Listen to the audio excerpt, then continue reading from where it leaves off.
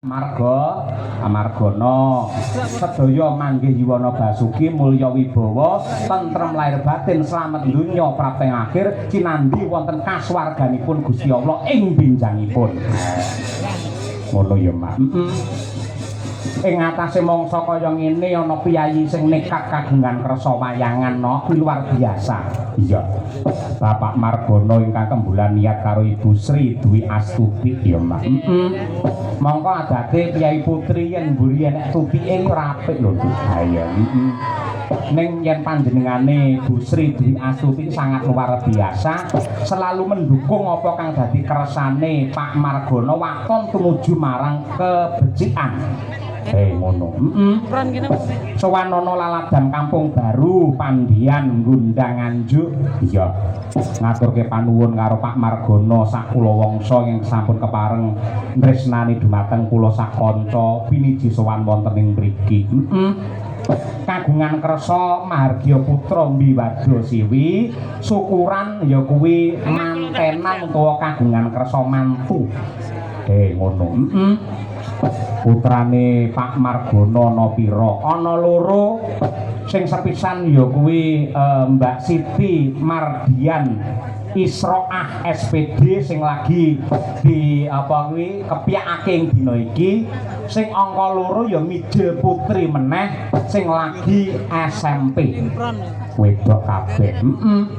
Tur panjenengane saka bombonge saka mareme mergo aku sak kanca wis suwan mrene mau aku diglandang mlebu ning dalem panjenengane Pak Margono kepareng ngendika Pak Dalang ampun kuwatir anak kula niku tasik siji sing SMP tur nggih putri mangke menawi ketemu jodoh ing benjangipun tetep wayangan ingkang kula tanggap tetep jenengan Pak Cahya ngono kuwi ngono ya kaya ngono kuwi lah gandeng awake dhewe iki wong Jawa wong Jawa. Yen kagungan putra putri sing cacahe loro mongko wadon kabeh.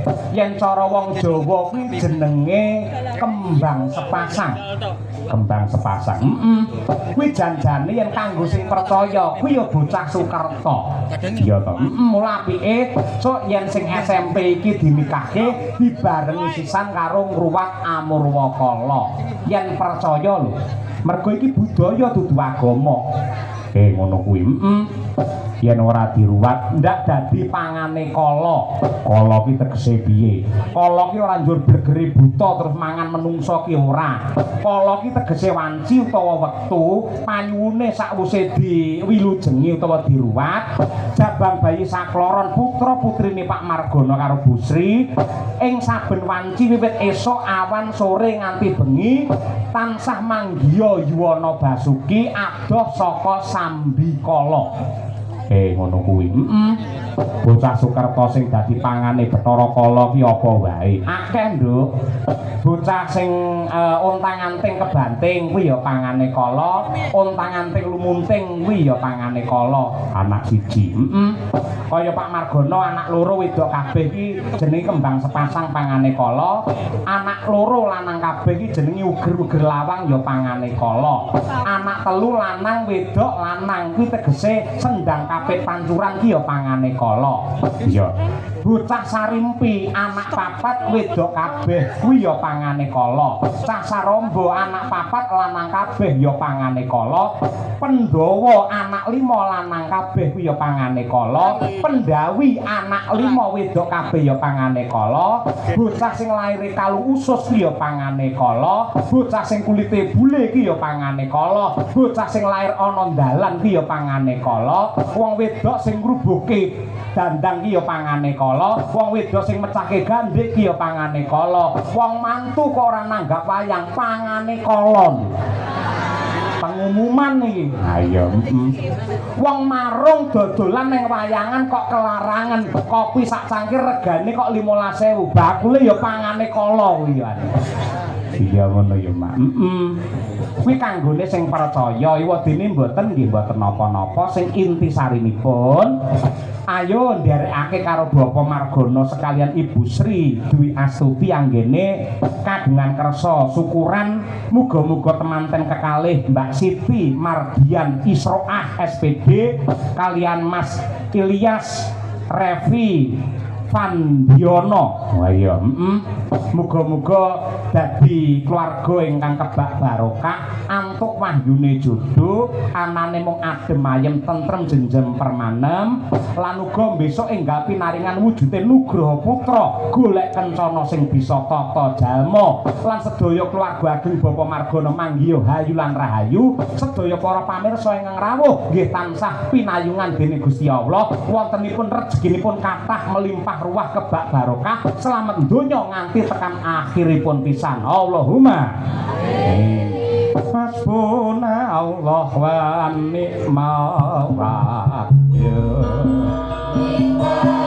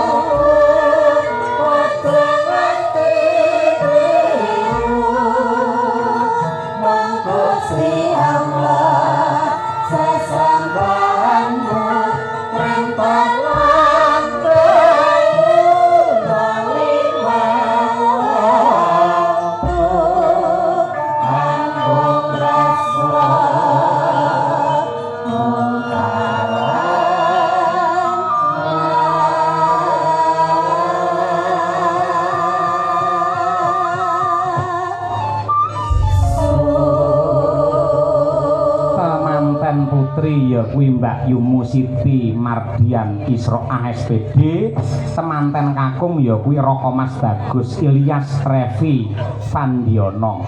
Ya muga-muga Mas Ilyas bisa ngayomi karo Mbak Siti, bisa memberi nafkah lahir dan batin ya Mbak. Nafkah lahir ki apa no? Nafkah lahir ki upamane magepokan karo sandang pangan karo papan. Yen nafkah batin iki tentreme rasa tumrape wong bebrayan. Nah, ngene Nduk, yang memberi nafkah lahir dan batin ki ora mung manten lanang. Ning manten wadon ya duwe kewajiban memberi nafkah lahir lan batin, khususnya nafkah batin. Masa yen nafkah lahir kuwi urusane sing lanang, ning upamane ana wong wadon sing gelem golek nafkah lahir kaya to sinden nyinden sewengi entuk dhuwit banjur dilumpukne karo bojone, kuwi tegese wanita sing becik. Ning sing jenenge nafkah batin kuwi lha hubungane karo remene penggale lan senenge ati. Ya, wong wedok ki ya bisa memberi nafkah batin kepada suami. Carane piye? Ya carane piye carane lamun to sing kakung ki ngersakake hubungan badan apa mestine wong lanang karo wong wedok kae. Sing wedok aja nganti suwala, kesela kaya apa aja nganti menolak, mergo wujud nafkah batin yang diberikan kepada lelaki utawa suamimu. Ngono ya. Mula yen nganti sing lanang kok pengen delalah jam 12 bengi iki udane deres hawane adem, sing kakung kok ngersakake nafkah batin, sing wedok ora entuk nolak, kok nganti nolak calone nyemplung neraka jahanam kuwi. Masa iki pengumuman ewadene yen ana wong wadon gelem menehi nafkah batin malah gelem tawa karo sing lanang, Mas, dalu menika kula kangge napa mboten? Karo macak dipolki sak ayu-ayune ngadep karo sing kakung, bar mene wedang jahe karo sing kakung terus matur, "Kang Mas, dalu menika kula kagem menapa mboten? Kula sampun siaga ing diri sawiga ing gati, menika wonten klebet bantal guling sampun kula gantosi sawalipun, sprainipun ugi sampun enggal. Mong menawi badhe ngersakaken monggo kula badhe nderek dumateng Kakang Mas." Pengumuman wong wedok sing gelem tawa ngono kuwi ora bakal entuk siksa ning neraka jahanam, langsung munggah swarga tundha sanga lho. Ngono kuwi. Mula Biayi Putri Nadianto wis umure pamane 40 50 mang tawa burapopo. Mang tawa yen dikersake karo sing kakung ya diladeni apa mestine. Ewadene kok sampean tawa kok sing kakung ora Dek, aku lagi kesel banget. Ngono ki lambemu ya aja nyongot nganti kena nyantalne kethu ya aja. Ya ngono kuwi. Mungkin nafkah lahir karo batin. Lah iki adicara sing digelar karo Pak Margono iki mujudake nadar utawa kaul. Sing inti sarine sak dasara panjenengan anggene kagungan putra Mbak Siti wis mentas anggene sekolah, wis tumata kang dadi uripe lan pikantuk jodoh bakale ditanggapne wayang tur bintang tamune kudu Niken Salindri, regane pira wae ora bakal dinyang. Ngono kuwi. Mila dipun sekseni sedaya para lenggah, ujar kaul nadaripun Pak Margono sakmenika sampun lunas nggih Bapak Ibu nggih. Dengan sekseni sampun lunas, mboten wonten jalma ingkang utang lan mboten wonten ingkang ngutangaken, tegesipun rampung ing dinten menika. Oh iya kaya ngono. Mula kang mangkono yo ripalungguhan iki sing dianti-anti karo para lenggah, dasare engko yen bar genduk Niken nembang kersane Pak Margono karo Bu Sri arep munggah panggung.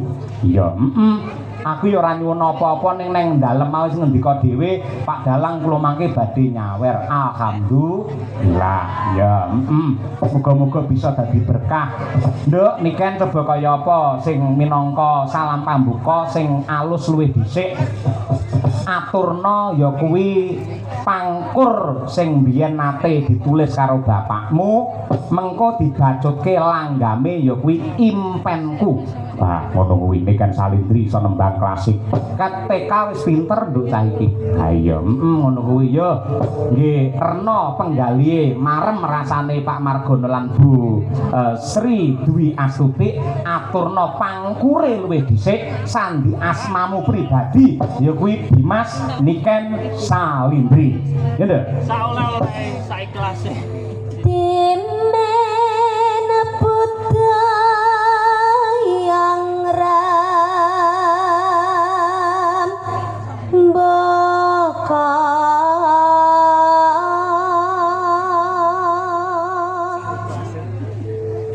masih nangling cahaya niraka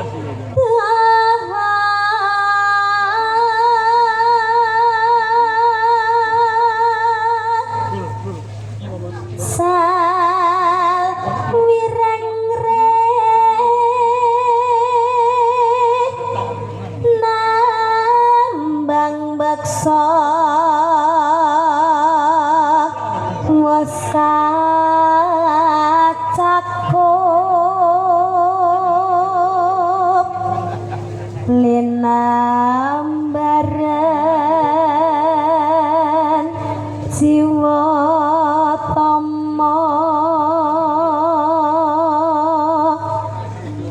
ndriya sumarah mring Gusti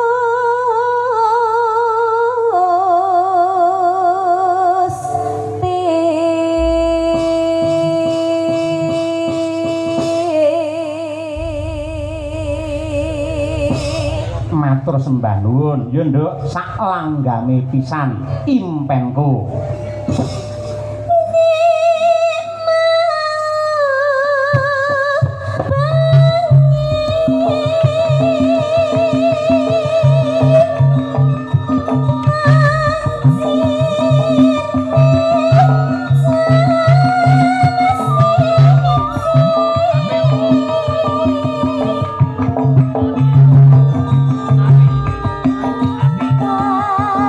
Tata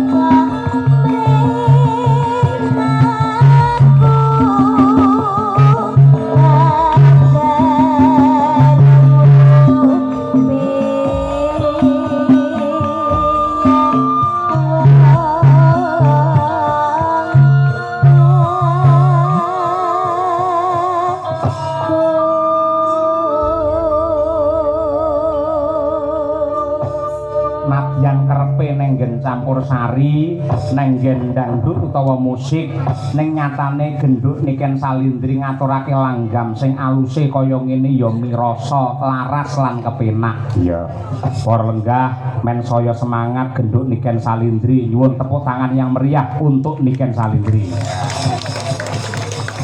Saiki aku tak nyuwun mau Bapak Margono karo Bu Sri Dwi Astuti arep ngersakake munggah ana pepanggungan, syukur menawi memple berdua Mbak Siti karo Mas Ilyas kersa nderekake Rama Ibu wonten pepanggungan.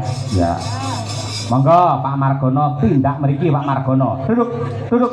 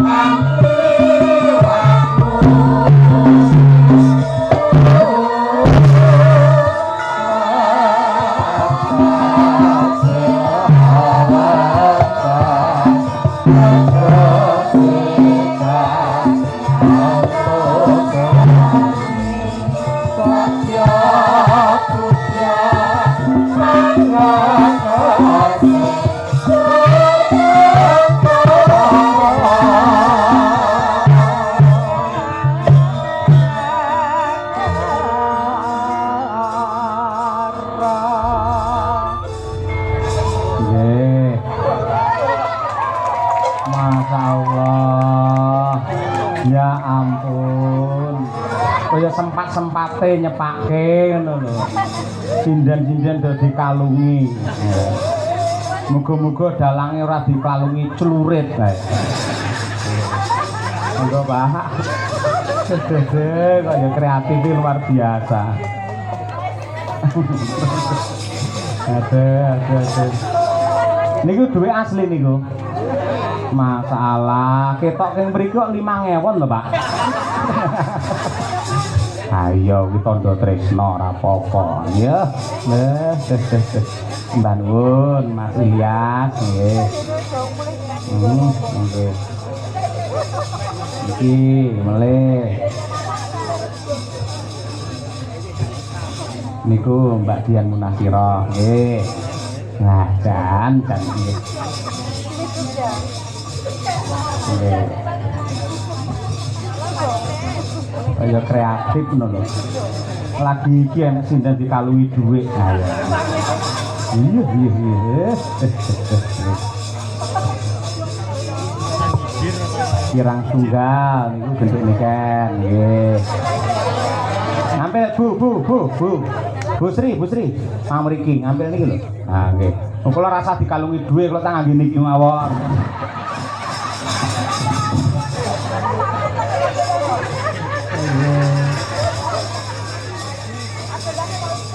Pripun? Mpun nggih kula mboten sah. Ya iki lho sing wenyang terus ya iki wonge. Ayo. Nggih sembah nuwun katresnanipun nggih. Monggo saniki ngasta mik rumiyin nadyanto Pak Margono wau sampun ngendika bilih mboten kersa paring dawuh amargi piyayinipun mendel sami kalih panengah Pandhawa Raden Arjuna utawi Raden Margono. Piyayine nggih mendel ngoten niku, Pak. Nggih. Mereka semonten kathah ribuan manusia apa intine matur nuwun para lenggah sedaya sampun kepareng rawuh mangestani ngoten madhep mriku matur suwun sedaya mawon sing mirsani. Ya assalamualaikum riyen nggih salam riyen nggih monggo Pak monggo saged Guru assalamualaikum monggo mboten saged. Assalamualaikum warahmatullahi wabarakatuh. Waalaikumsalam warahmatullahi wabarakatuh. Nggih. Wong kula anu dinanterane ngeten. Sagung para lenggah nggih. Sagung para lenggah, Kakung saha putri. Kakung saha putri kakung saha putri. ingkang dahat kinurmatan. Bu Sri, Pak Margono mbok didandakne niki tadi. Ingkang dahat kinurmatan. Ingkang dahat kinurmatan, Kula ngaturaken panuwun kula ngaturaken panuwun awit rawuh panjenengan awit rawuh panjenengan mangestoni mangestoni anggen kula anggen kula mantu Pancasila. Pancasila. Nggih. Mugi-mugi didongakne no. Mugi-mugi Sedaya para pamirsa sedaya para pemirsa tansah dipun paringi tansah dipun paringi sehat walafiat murah rezeki walafiat, panjang yuswanipun ingkang kebak barokah lan ugi tentrem lahir tekan batin. lahir lan batin. Kondur dijujuk kari dhewe. Lahir batin. Nggih. Luar biasa. Nuwun marem napa mboten wayangan dalu niki? Marem. Marem diantere. Nggih, mugi-mugi jenengan usahane Brambang lancar sukses. Amin. Nggih. Pripun sampun panggih kalih genduk niken? Pun Seneng. nang Sing marai seneng napa? wayu wek. Lagi iki lho nek bojone muni ayu ngene. Bisa ngelem wong liya lho gumun. Kula mawon lek ngelem sinden liya bugasi langsung mekrok lho, Pak. Nggih. Nggih niki kanca-kanca sinden sowan sedaya. Kula nggih sampun sowan wiwit wau Padang, kanca-kanca pengrawit semanten kathah. Nadyanto Jawa sing mirsani enten iki 10.000 enten Pak niki, Pak. Nggih, kuwata lebih malah. Lebih nggih. Nek ora percaya gen diitung dhewe ya, Pak. Iki sing ketake sugih ngendika malah Bu Sri. Ayo Bu Sri Dwi Astuti. Ayo. Loh, ampun ngoten riyen yang ngenyang rego dalange kendel masa nek kene. Ayo, kaya lek ngenyang kula nika lho. Pak Dalang mbok disuda Pak Dalang. Niku lho. Eh, lha ngendika ora ketang. Ayo, satu kalimat, dua kalimat Bu Sri. Lho Bu. Kula sedaya Pak Dalang. Assalamualaikum warahmatullahi wabarakatuh. Waalaikumsalam warahmatullahi wabarakatuh. Nggih. Atur nuwun ngono. Matur nuwun. Ha iya. Bareng didep karo piyai sakmene mbane rawani ngendika akeh. Yen ning omahku lho, kaya ngono lho. Ngenyang dalang kaya ngenyang lombok jenengan. Mantene pundi? Nah niku Mbak Siti nggih. Mas Elias semoga mendapatkan berkah dari Gusti Allah, sakinah mawaddah warahmah. Adike sing SMP ini teng Pondok Leres. Nggih. Asmane sinten, Mbak?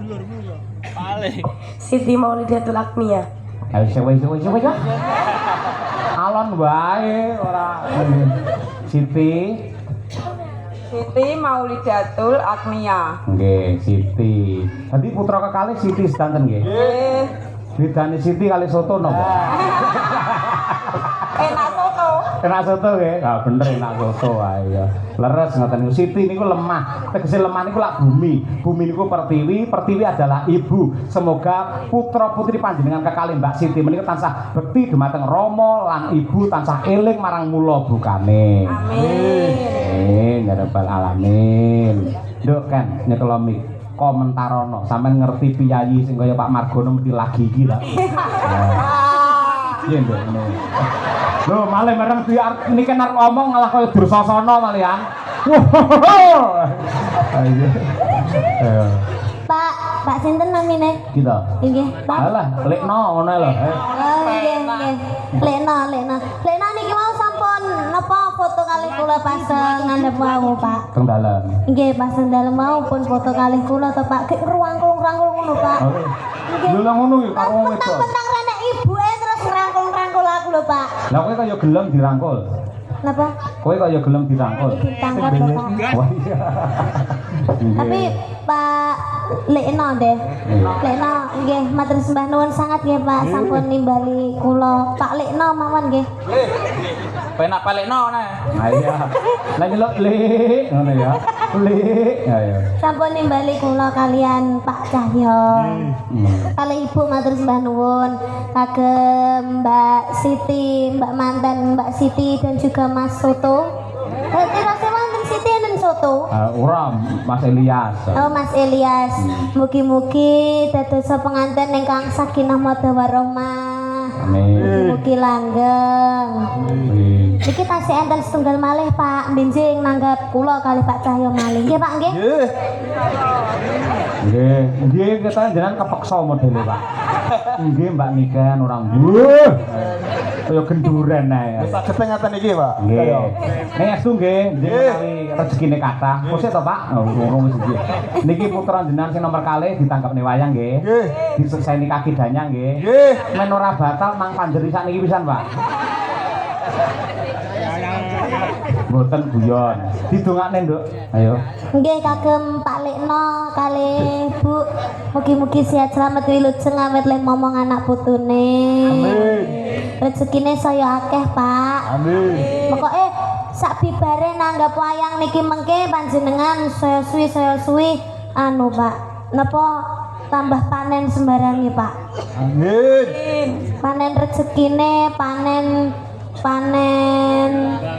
brambange. Amin. Niki panen brambang napa mboten, Pak? Mboten, pudbar. Pun bar. Ayo. Lah nggih, mula wingi asile panen dilumpukne nggih nanggap wayang. Oh, nggih, alhamdulillah. Yanten kok bagus ya. Bagus. Nganu Pak, gede dhuwur jenengan niku, gede dhuwur terus gemati. Lek kula salah kok Pak nggih.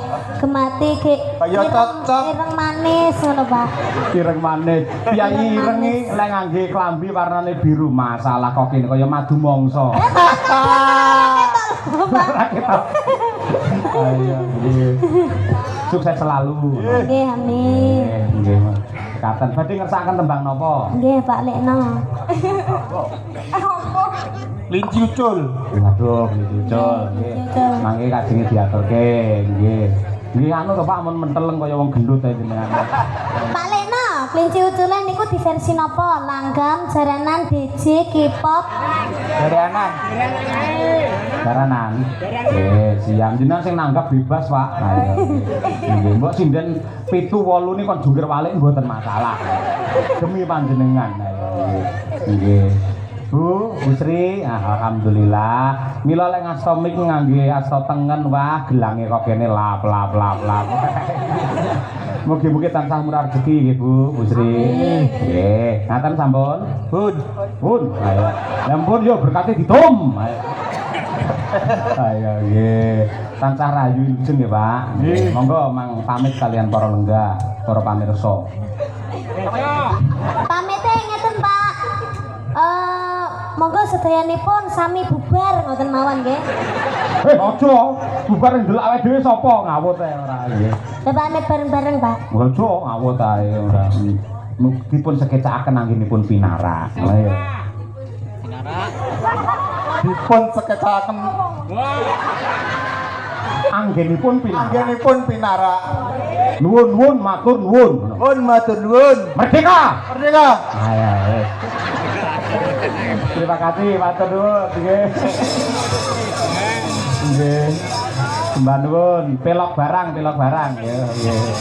Yo monggo katuran lenggah malih ngapunten menawi enten keladu anggen kula guyon nggih Pak Bu, Mas Manten, nggih, Mbak Manten nggih. Duduk.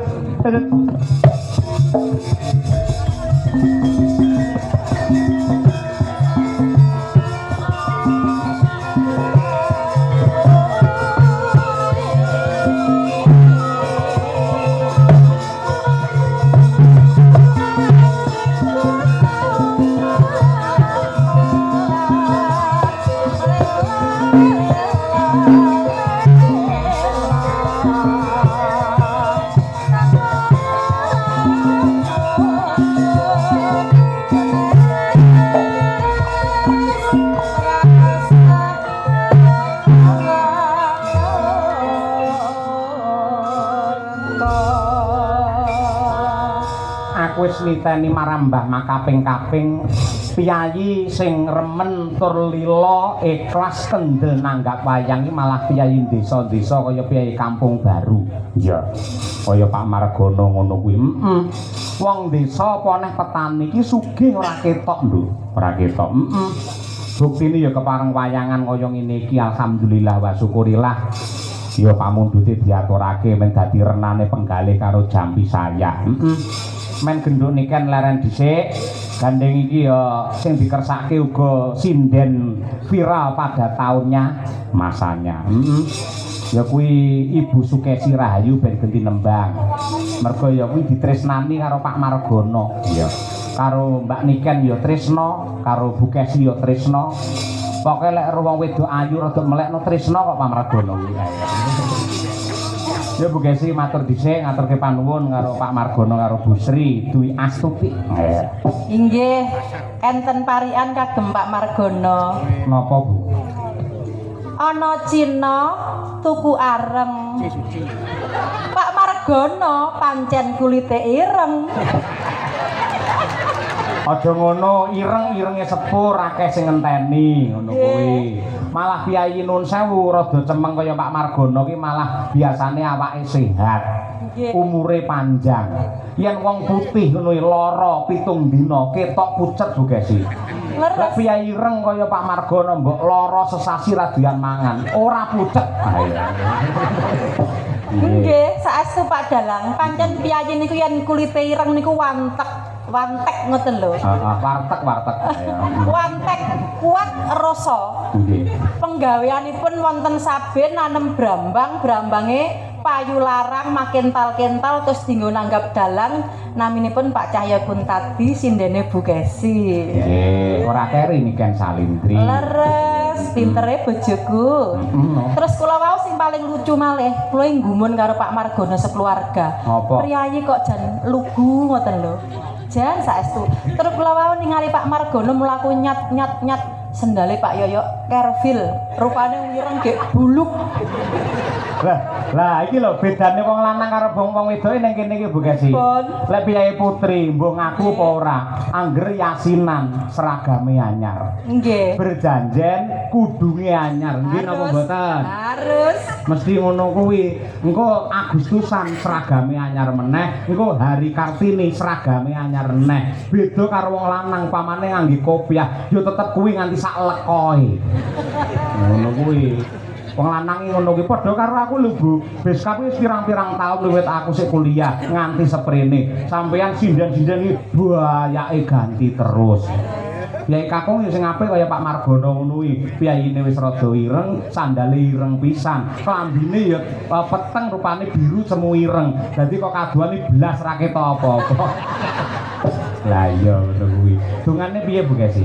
Dunganipun mugi-mugi Pak Margono sekeluarga sak sampunipun ngawontenaken tasyakuran Mahargya Putra Mbiwadosiwi ing dalu niki tansah pinaringan katentreman lair batin. Amin.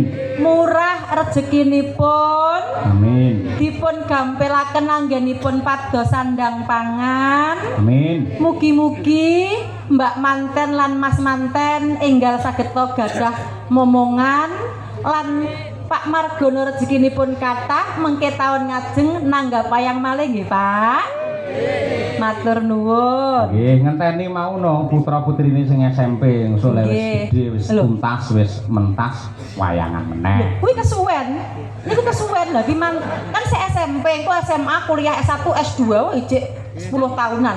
Lah nek mantene kan wis cemepak. Engko bar napa jenenge bar manten anyar kan let rong sasi terus blenduk to. Lha ya apa? Bobot. Oh, bobot. Nggih, nggih kagungan putu terus wayangan let setahun wayangan meneh syukuran putune lair. Sampeyan gelem sok ditanggap taun ngarep. Nggih purun. Ning lek mben taun kon wayangan daleme Pak Margono ning ngarepan ditulisi Margono alias Sidoludes. Ya ora wong nanggap wayang ora lokak malah saya kebak. Amin ya rabbal alamin. Mau Bu Kesi Pak Margono masalah aku teko to. Engko Pak Dalang ning ruang tamu. Ning kono kebak wong. Wah, Nggih. kathah tiyang Pak Dalang nggo teng ruang tengah. Ning ruang tengah yo akeh wong nyepaki jajan. Anu Pak Dalang nggo teng pawon mawon. Ayo Kiai tanggung jawab. Wis dirampungi wiwit sore mau wis lunas kabeh, niken ya wis rampung. Wis ngono kuwi Kiai tanggung jawab. Iya, bener. Ijolana klinci ucul sak bawane Bu Kesi. Ya, enggak.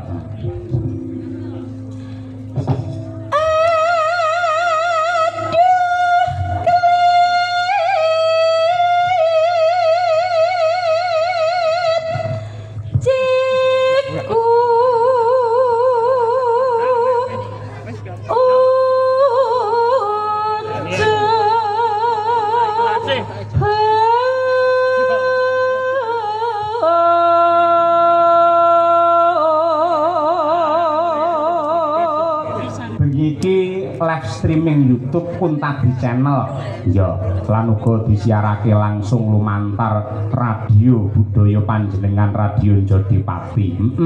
Sound system tera panggung kagungane Jodipati Mas Yoyok CS saking Dumonggo. Ya monggo Bu Kesi.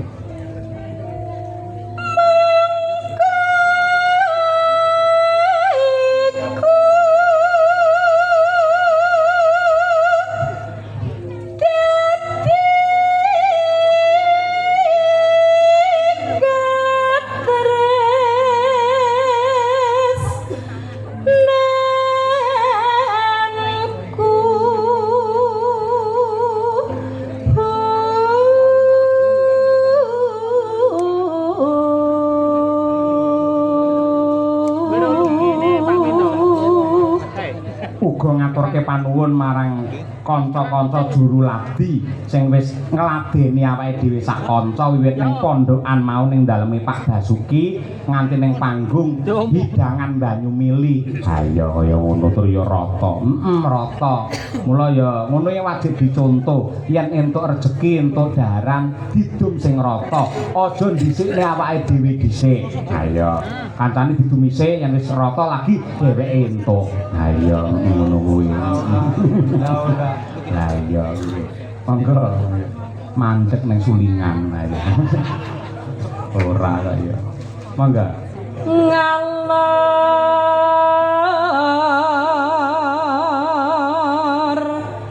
ngidul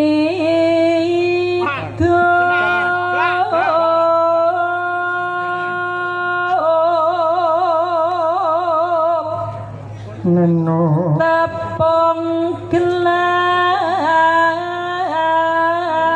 mongka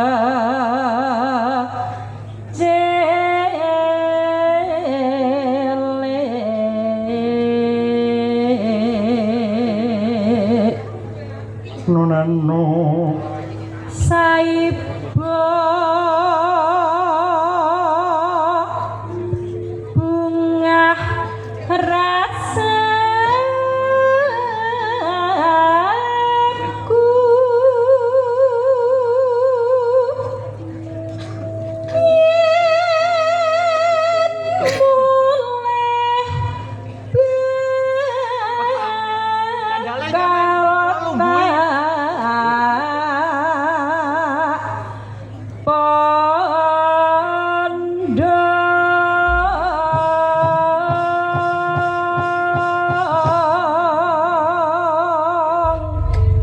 matur sembah nuwun. Monggo Bu Kesi sak langgamipun nggih tamba kangen. Ayo monggo Bu Kesi Rahayu sarjana seni, magister seni. Monggo.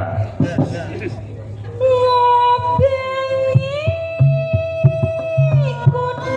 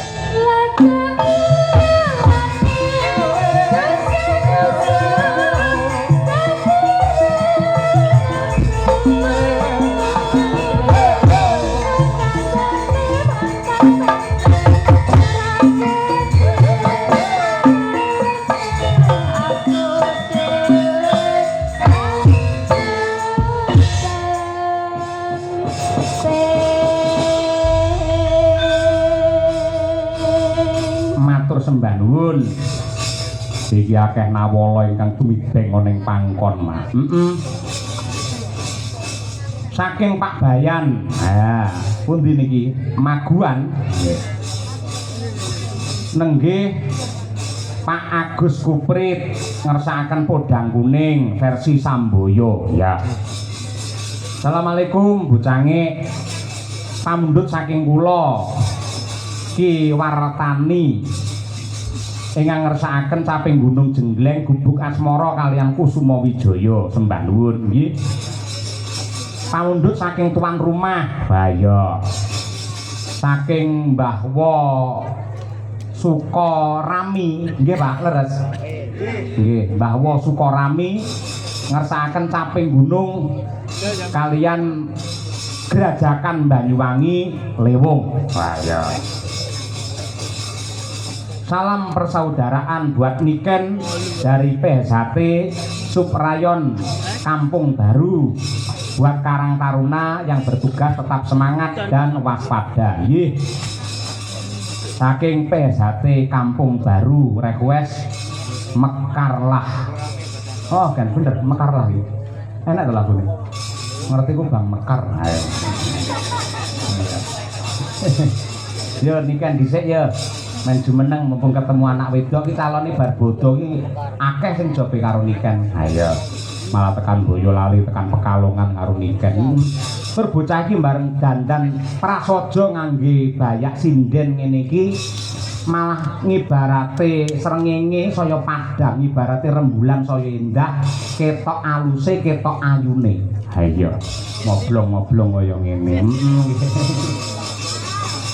Men jumeneng luwih dhisik Slendra Sanga caping gunung tembangi. Ya. Monggo-monggo Mbak Niken. Monggo mriki kula empasi. Pak Margono wis ngenteni.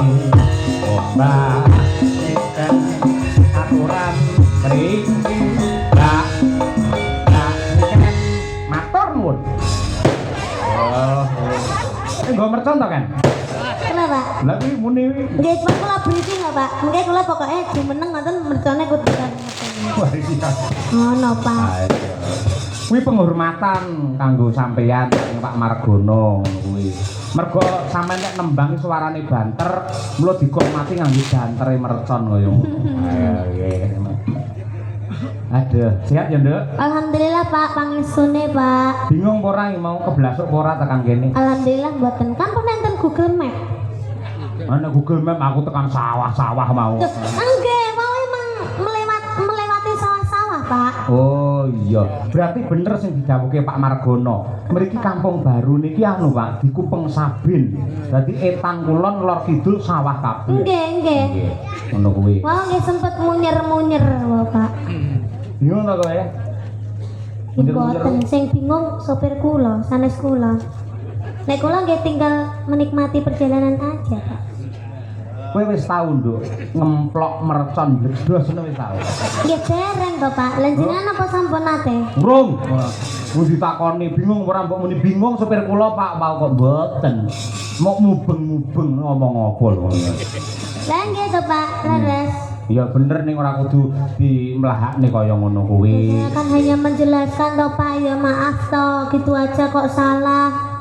Ngene Ya, salah. maaf to, Pak. Heeh, ngene salah, ngono salah. Iya. Rewel. Kowe ora ngerti ta tembang rewel? Ora ngerti ta wong kowe. Gimana itu? Kuwi viral-viral tembang rewel iki wis nek nang pucuk pelem kowe. Sepil. Ngomong terus terang ngono kae lho. Terakhir dadi kae lho nggen iklan terus terang terus kae lho. Ayo. Marem ya sowan ning Nganjuk. Alhamdulillah Pak niki wau perjalanan no gremis so Pak. Terus teng mriki wau kula mandhep to Jawa deres Pak. Alhamdulillah saniki pun terang. Mirsani iki lho para penggemarmu semono akeh piye? Nggih, kula alhamdulillah seneng banget Pak. sing seneng karo sampeyan ora mung sing nom, sing sepuh ya seneng, sing kakung, sing putri kabeh mencintai seorang Niken Salindri. Iya, terima Kudu bersyukur lho, Nduk, kowe kaya ngono kuwi. Iya, Pak. Ora ngger sinden, ora ngger penyanyi untuk wahyu kamulyan nganti kaya sampeyan kaya ngono kuwi. Nggih. Aku ya seneng ning omah sampeyan saiki wis duwite dilumpukne, nggih usaha. Buka apa kuwi jenenge bordir, buka sablon terus duwe percetakan. Wah, mantap kaya ngono kuwi. Nggih, Pak, pangestune. Heeh, ngono kuwi. Yo nembang caping gunung coba kaya apa. Saben bengi Wah, sonku ya jebol-jebol lho.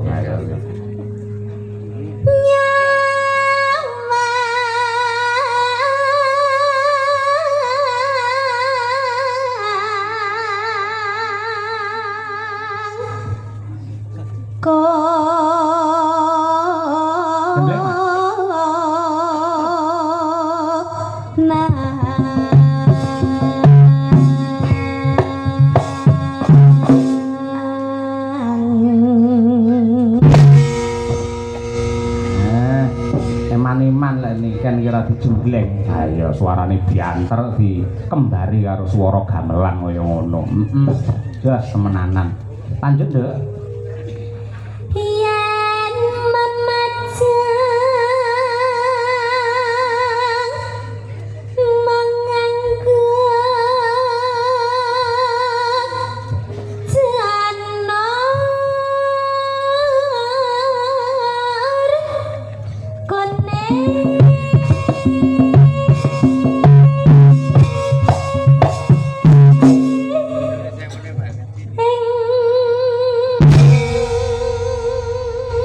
biasane nggen kene iki tak kudangi anakku.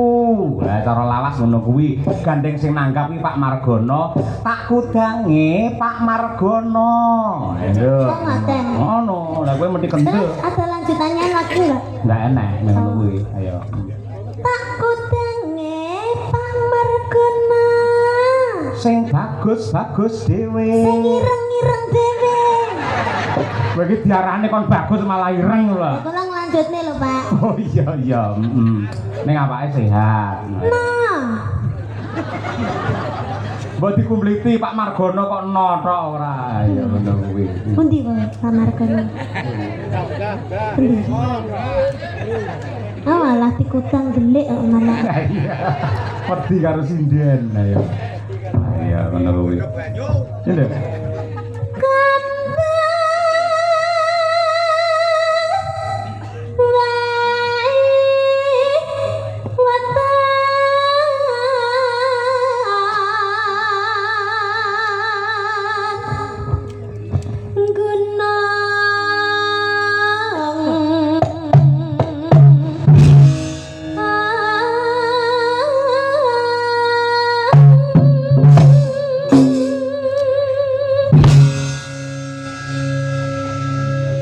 Nduk, niken. Dalam Sampeyan anggere tanggapan karo bapak kok mesti ngangge bayak sing sederhana prasaja ngene ngapa to, Nduk?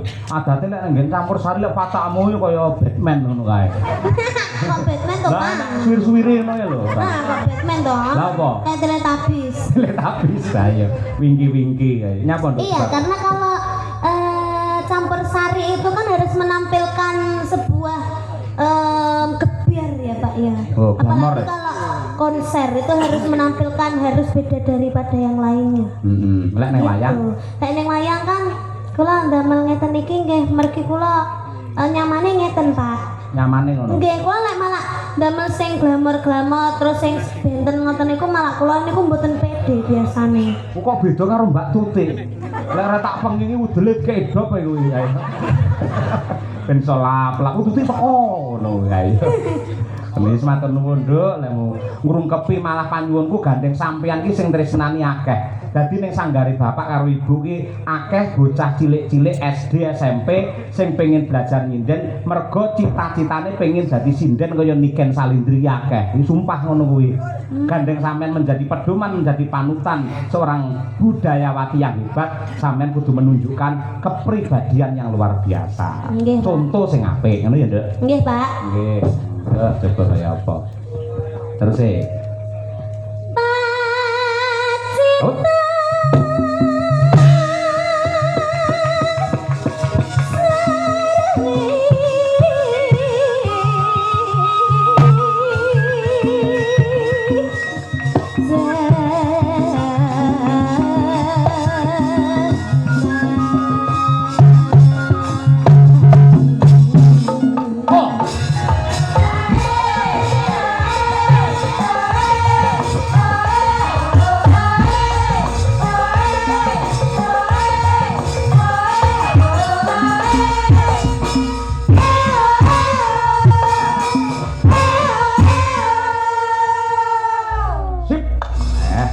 Kompak karo Madangkara. Ya, mergo ya meh padha Mayangkara karo Madangkara. Ah iya.